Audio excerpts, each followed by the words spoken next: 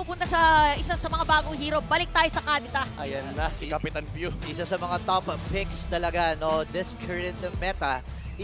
Kadita kasi sobrang flexible eh. No? Sabi pa nga dito ni Pew is the only remaining player who has played in all MPL season. Oo. Okay. Ay, oo nga pala, kasi, coach na si ano. Coach na si Eli Hayes eh. Si Hayes. Si Pew na lang yung mula season 1 hanggang season 12 ay nakaupo pa rin sa sa players desk. Oo, tsaka talagang ang dami pa rin accolades nung mga teams na nasasalihan niya. And very, very active pa din for both teams. So next na pwede kuhanin ng TNC, pwede sila mag-Farsa. Di ba? Kasi kung mag-X-Bergman or any hero na sustain na kukuhanin ng AP Red. Tama ba? Kailangan nila ng parang supplement damage kasi hindi pwedeng trabaho sa kanila yung mga mahahabang clashes kasi nag-i-stack up yung sustain, yung heals, and of course yung DPS na nagagaling mula kay Claude at kay Terizla. Now, if you think about it, ang mga favorable matchups na lang dito for AP Bren is yung #1 counter kay Claude, yung Leslie. Oh. But also, may mga school of thought na pwede ka pa rin mag-carry Beatrix, yung mga typical gold lane heroes ni Raketiano or ni Super Mago kasi talagang nakadikit na sa pangalan niya yung capability niya sa paggamit itong hero na to. Pero may mga Irithel surprises din. Kasi ang kinalakasan ni Irithel versus these matchups is kayang-kaya niya matulong kagad yung mga sustained heroes. Pero they will still go with the Beatrix. And I feel like, again, Esmeralda or X-Borg could still work. Ang dilemma lang siguro sa X-Borg is ang daming poke. Pero, Wow. Oh, okay, Glue. Nung akala natin nakalimutan na natin si Glue, ginlo niya ulit na, hey, I'm still part of the hero pool. Pwede pa siyang epic.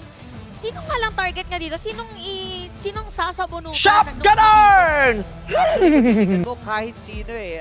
Pero most likely si Innocent ang magiging target dito ng isang Glue. And ang wino-warning ko lang, no, kailangan ng damage dito ng TNC kasi bitin na bitin sila. Walang hero na pwedeng tumunaw if ever dito sa Glue. Yeah, Kundi yung scaled lang na Claude pagdating sa ladder portion. that's true. Late game, super hectic na problem ni Glue.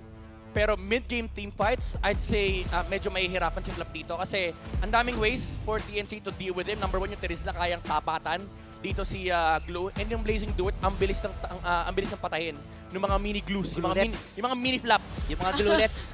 Glulets. Mga mini flop pala. Makikita na natin kompleto ng draft ng ating mga teams. Again, ito ang unang misyon para sa ating mga bagong kampiyon. TNC Pro Team, pinakitaan tayo ng bagong timpla. Same goes with AP Bren. Straight from Yash. Dito magdidictate kung kaninong momentum yung mas angat. Pag-usapan natin draft, kanino yung feeling yung mas kompleto? Sa akin, masasabi natin na halos pumantay din lang eh dahil dun sa final pick eh. Pero para sa akin, AP Bren ang mas madaling paganahin kung pag-uusapan natin, di ba? Kita din natin kanina ang ating audience prediction. 59% para sa AP Bren, 49% naman para dito sa TNC Pro Team. Again, ang ating audience prediction is brought to you by the official telco partner which is Smart. So ito na, palapit na tayo ng palapit. Ito ang ating mga players at kita nyo naman na nagigild rin silang patunayan agad. Hero pool-wise, halos pantay pati emblem ng ating mga junglers. Interesting. Naka-quantum charge yung Martis ni Diba? Kyle TZ. Wow! And meron din siyang adaptive attack. So, mas mataas yung kanyang damage output earlier on. And naka-assassin emblem din. So, kapag dinagdagan pa yan ng Fury Hammer, napakataas ang physical penetration niya to go through through a lot of the HPs ng TNC. Pero again, ang question is dito sa early game, enough ba yung firepower knowing na may Angela at may Teresa na kayang sumustain sa frontline? Actually, gusto ko lang sabihin dito, no? Parang ang daming mga experimentation na ginagawa sa Martis. Feeling ko, Martis kasi yung pinakamagandang pag-eksperimentohan. Kanina nakakita tayo ng Pure Rage. Diba? Nakakita tayo ngayon ng Quantum Charge. Pero si Flap TC dito, nabibigyan kagad sa may bandang ibaba. Ang ganda ng ginagawa ng TNC, by the way. Pina-force lang din ng TNC kasi sabi diba parang si Flap ang bahala at magbibigay ng added damage at pwede manggulo para sa kanila. So why not? Pumunta na lang muna tayo doon sa may bottom lane, sa may XP lane. So ganda ng binanggit dito ni Burrito na yung Martis, pwede mo kasi siyang iba-ibahin depende kung anong function na gusto mong gawin sa kanya. Pero level 4 na to nagamit pa agad ni Bentings yung flicker. So kakaibang folks ang ating mga nakikita. Yeah, this is a really crucial flicker force kasi pagdating sa Turtle, 27 seconds mag-i-spawn na yan. Walang flicker si Bentings and makikipag-unahan pa sila sa level 4 and nagsiset up na ng ng level 4 dito for AP Brent. Si Pew, malapit na rin siya, pero King Kong, Nagamit ulti niya. din. Okay. Parang maaaga ngayon ang paggamit ng ating mga players pagdating doon sa even flicker. Kanina nakita natin, nagamit na rin yung ultimate dito ni King Kong. So medyo walang baon ngayon ang TNC pagdating dito sa ating turtle objective. Paunahan muna talaga mag-level 3. Yeah. Pero parang paunahan din, makaposisyon dito sa ating turtle objective. So nakapwesto na 3 players para sa AP Bren. Si King Kong ay lumabas na ang kanyang purple buff. Hindi pa level 4 si Goyo dito, so hindi tayo mag-expect ng Heart Guard pagdating dito sa ating turtle team fight. Pero poke na magaganap. Ganda ng ginagawa ni Flap TC dito ha. Talagang hinaharas lang niya doon yung flicker and penalty zone. Pero si Kyle TC pero makakuha ng unang turtle ng ating game. Pinagkakalmot and the decimation. Kasama pa ng hook and the bloody Honda. Early 2-0 para sa AP Bren. Sobrang on point ng retry timing ni Kyle TC dun sa Turtle. And even though maganda yung initiation and yung jump ng TNC, it was the right call. Heso with the penalty zone flicker dun sa may bandang likuran. Again, it's a Martis. Kahit i-penalty zone mo yan, basta nandiyan yung Mortal Coil, meron siyang access sa mobility. Kaya naman naging issue yung pag-control ng TNC sa Turtle Deck ngayon versus AB Brent. Parang na-timingan din, parang sinalubong din talaga ni Kyle TC ng moment na yun. Oo. Pag nakita, pag we watch the replay, it's blow-blow, if Yeah. ever, doon sa moment na yun kasi naka-ready din talaga.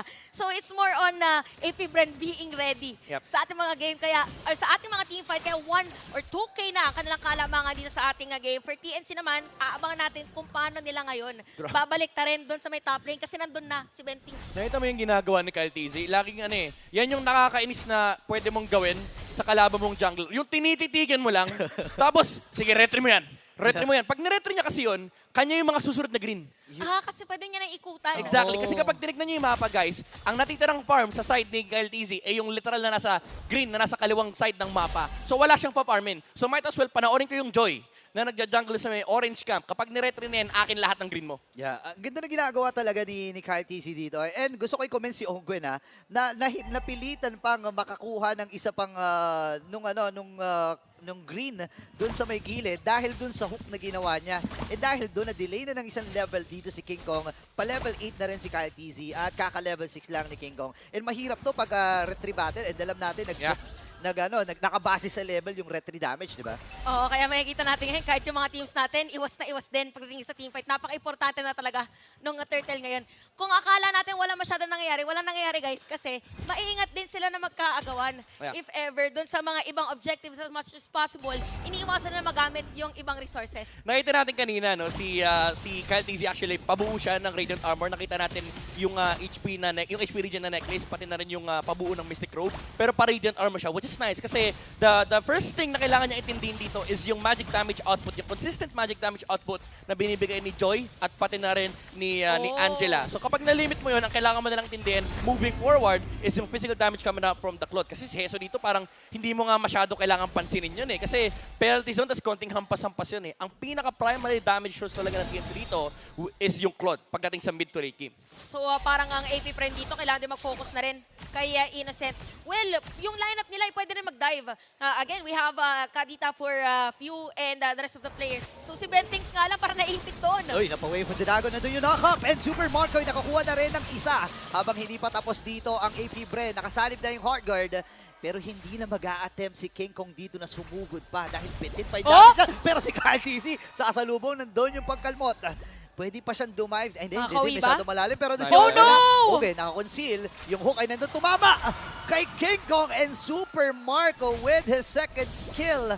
At si Goyo ay may ipin sa 3 members mula sa AP Bren. Flicker na gamit niya. Decimation. Pero ang tatapos doon ay yung mga kalmot ni Kyle. That was the Quantum Charge.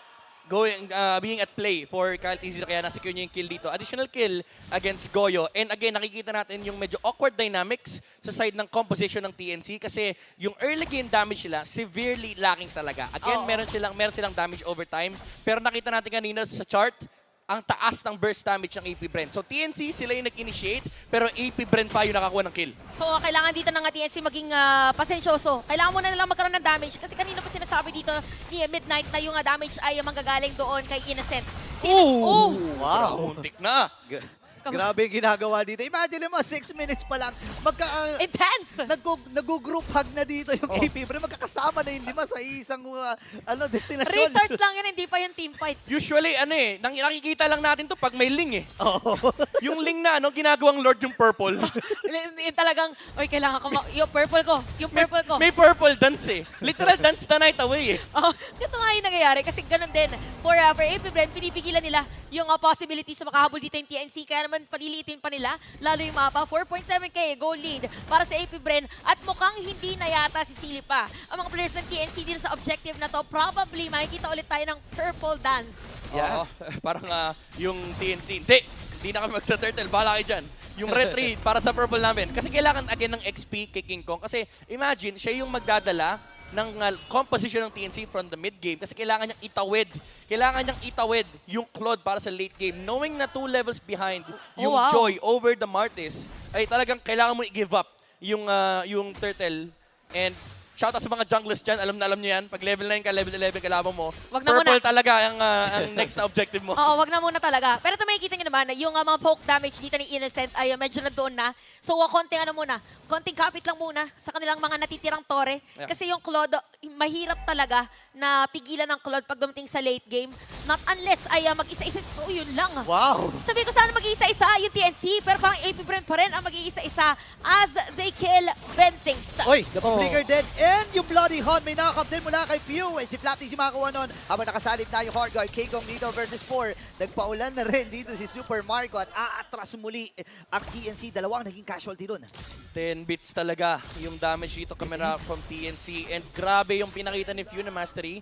By the way, Cho yun, hindi nga man lang siya nag-commit ng Petrify. Ganon niya kakabisado yung combo and ganon kaganda yung angulo na nahanap niya kanina. Nag-check push si Bentings pero na-punish kagad siya ni Kadita. And TNC, they wanted to fight, may sustain again on King Kong. Pero even yung Beatrix hindi namatay. Oo nga, parang ang mangyayari ngayon para sa TNC talaga is again, kailangan lang muna na makukuha ng farm. Take note guys, almost 9 minutes pa lang tayo sa ating laro. Pero 7-0 yung ating score at unti-unti pang lumalaking kaalamangan dito ng AP Bren. For TNC, their strength is really more on the team fight. Pero nauuna kasi si AP Bren dun sa mga solo kills. Yun yung napapansin ko personally. Kinagandahan si Innocent nakakapagpugak gaming. Yeah. Ito yung binabanggit natin kanina, yung early game na advantage coming up from AP Bren, lalo pat yung additional sustain na nanggagaling kay Glue. Kasi ang problema nga ng TNC is wala silang initial burst. And having a Glue as an explainer, may parang pseudo secondary life kapag ginamit mo yung split-split. So, Flap TZ, ang ginagawa niya buong game is, ang sinasabi niya sa TNC, sige, bawasan niyo ako, patayin niyo ako, try mo lang. Testing lang, tapos after ng split na lang bigla. So ito makikita natin na Lord Jettig, merong sipa, naggamit yung sipa, and Lord makakuha ng AP Bren. Isang mabilis para sa kanila. Pwede pa silang kumuha dito. Nandun yung hook. Pero wala nang tinamaan. Dire-diretso na ang pag-atras ng TNC. At gusto ko lang sabihin, napakahirap ng gumawa ng contestation dito ng TNC.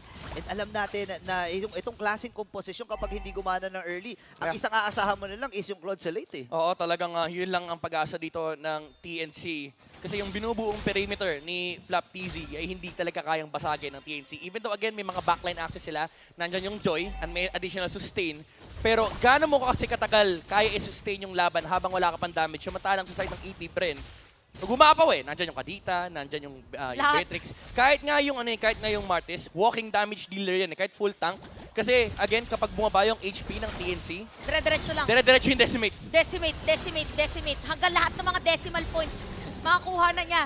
Yung pinakadulong 0 ay maabot na. Again, for AP Bren ngayon, napakalinis sa kanilang pinapakita. For TNC naman, si Innocent, binagit natin yung Pugak Gaming, from time to time rather, ay nakakapag-push siya or nakakapag-deal ng damage. Kaso ang problema, medyo risky play pa nga yun eh. Uy, Pero wait lang meron yatang vision mangyari. Pero ito yung ginamit na. oops, si Flat TZ may ipit, pero pinaghahampas Ayan, dito. second life. Execution strike. Kaya lang kinagat kagad itong si Bentings. Habang si Jesus ngayon, bababa ng kalahati yung boy Innocent, mapapa-BMI out at si King Kong ang magiging kabayaran sa mga naganap.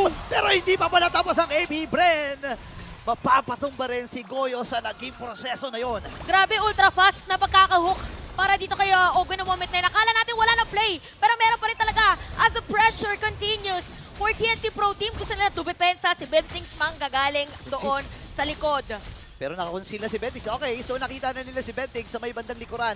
Ngayon ang target nila ay itong bottom lane. Pero saan ka pupunta, Jesus? Hukay tumama, pero si Jesus dito ay mapapa-flicker din palayo habang nandun yung penalty zone. Split lang ay sasagutin din ni Flap Easy. Pero Oh, kung flicker. si King Kong, flicker na gamit din. Pero magiging successful si King Kong doon. Pero nandun na naman yung Hawk mula kay Ogwen. King Kong is down, flicker na gamit na. Pwede mag-base lock dito ang kumuna ng AP Bren. Pero pwede rin na ituloy dun sa may top lane. Ay, Oh my susuko, G. pero nandun yung Purify para mainigtas si Innocent. A hawk after another hawk. Yan ang pinapakita sa atin dito ni Og Gwen. Pinakita rin niya yan sa recent performance niya. Pero man, imagine mo, yung mga target niya, yung pa yung mga pwede agad na ma-target at ma-kill. Yeah, and ang strength ng lineup ng AP Brand dito is usually nakikita natin yung Beatrix Franco combo, pero may insurance policy ka pa na yung Franco ay hindi kailangan kasama yung Beatrix kasi as long as kadikit ni Ogwen, si Few, nandyan yung combo ng Oo nga Franco pala. Kadita na ang tagal na nating nakita. Maalala natin, itotroba ko ba kayo nung MPL Season 3, si Few din na nagpauso ng Franco Kadita combo. Oh, wow. Talagang kabisado na niya.